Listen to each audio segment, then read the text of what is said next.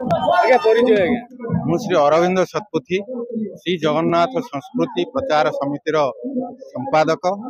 ଏହି ଅନୁଷ୍ଠାନଟି ଆମ ପୁରୀ ଜିଲ୍ଲାର ପଥୁରିଆ ସାହିରେ ତାର ନିଜସ୍ୱ କାର୍ଯ୍ୟାଳୟରେ କାମ କରୁଅଛି।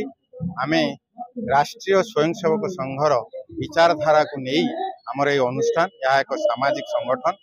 ଆମେ ଅନେକ ଗୁଡ଼ିଏ କାର୍ଯ୍ୟଧାରା ଜାରି ରଖିବା ଭିତରେ ଆମର ସଂସ୍କୃତି ସହିତ ଜଡ଼ିତ ଓତପ୍ରୋତ ଭାବରେ এই রাষ্ট্রীয় নববর্ষ যেহেতু তার সম্পৃক্তি রয়েছে, প্রতি বর্ষ চৈত্র শুক্ল প্রতিপদ তিথি প্রকৃতরে সে যে তারিখে পড়ু, চলিত বর্ষ ଏହା 30 তারিখ আজ সেটা পড়িছি।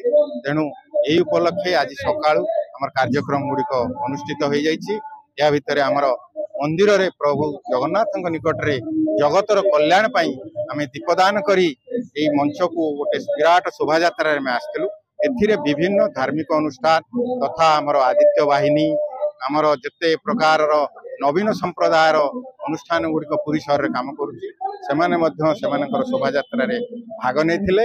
ସେ শোভাযাত্রা আসিয়া পরে আমি এটি পৌঁছিকি এই যে আমি ଆମ ଏ ସମାଜକୁ ତଥା ପୁରୀ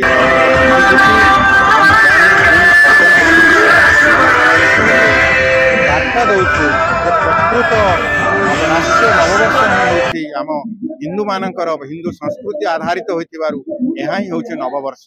ଆମେ ଏକ ଷଡ଼ଯନ୍ତ୍ରର ଶିକାର ହେଇ ଜାନୁଆରୀ 1କୁ ଯେଉଁ ନବବର୍ଷ ପାଳୁଛେ ସେଇଟା ଆମମାନଙ୍କ ପାଇଁ ଅଲଗା ଜିନିଷ ହେଇପାରେ, କିନ୍ତୁ ତାହା ଆମ ସଂସ୍କୃତିର ପରିଚୟ। ତାପାଇଁ ଆମେ ନିରନ୍ତର ପ୍ରୟାସ ଜାରି ରଖିଛୁ। ଆମେ ଆଶା କରୁଛୁ ଗୋଟେ ସମୟ ଆସିବ ସମସ୍ତେ এই কথাକୁ ଦୃଢ଼ ଭାବରେ ହୃଦୟଙ୍ଗମ କରିବେ ଏବଂ ଆମେ ସମସ୍ତେ ଯେତେବେଳେ ଗୋଟାଏ ଏକାଠି এই ଜିନିଷଟି ସମସ୍ତଙ୍କ ଦ୍ୱାରା ଗ୍ରହଣୀୟ ହେବ, ସମସ୍ତେ ଦେଖିବା এই ଚୈତ୍ର শুক্ল প্রতিপদ তিথি প্রকৃত হিন্দু মানଙ୍କର ଯୋଉ ଆମର ନୂଆ ବର୍ଷ ତାହାକୁ ପୁଣି ଅତି ଧୁମଧାମରେ ପାଳନ ହେବ, ଆହୁରି ଜାକଜକମରେ ପାଳନ ହେବ। ଆଜି ତ ପାଳିତ ହେଉଛି କିନ୍ତୁ ଘରେ ଘରେ ପାଳିତ ହେବ। ଆମେ ଗୋଟେ ବାର୍ତ୍ତା ଦେଇଥିଲୁ, ଘରେ ଗୋଟେ କଳସ ବସେଇବା, ପ୍ରଭୁଙ୍କ ମନ୍ଦିରକୁ ଯିବା। ଆମେ ଯୋଉ ଷଡ଼ଯନ୍ତ୍ରର ଶିକାର ହେଇ ଜାନୁଆରୀ 1ରେ ମନ୍ଦିର ଯାଉଛେ ତାର କିଛି ମାନେ ହିଁ ନାହିଁ।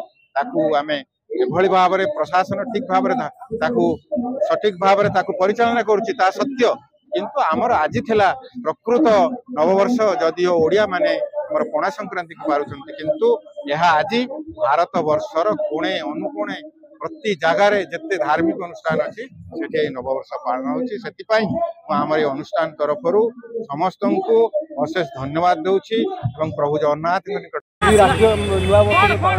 आज हिंदू नववर्ष समस्त बहुत बहुत शुभेच्छा जनाऊँगी।